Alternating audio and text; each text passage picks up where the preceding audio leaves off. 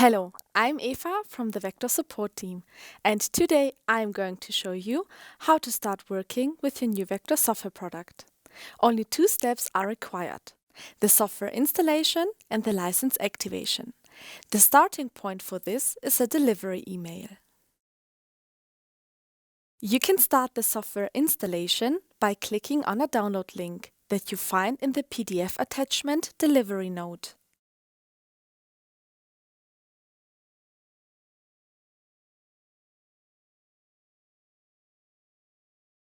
After the download, you will be guided through the software installation by a wizard.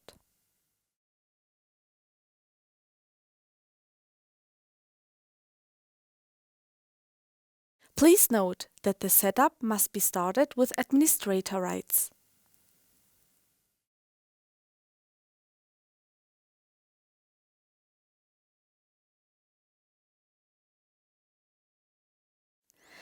After the installation is completed, we come to the license activation and need an activation key as well as a license carrier. You can choose between your operation computer, a compatible network interface, and a Vector keyman as a license carrier.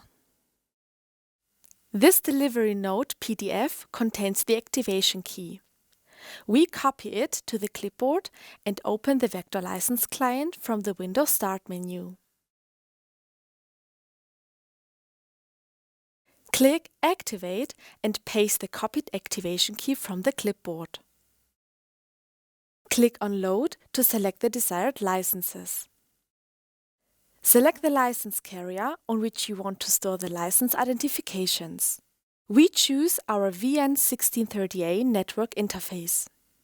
With Activate, we start the activation process. The green check mark indicates a successful activation. These were the steps to set up your Vector software and license. This process works very similar for all supported Vector software products.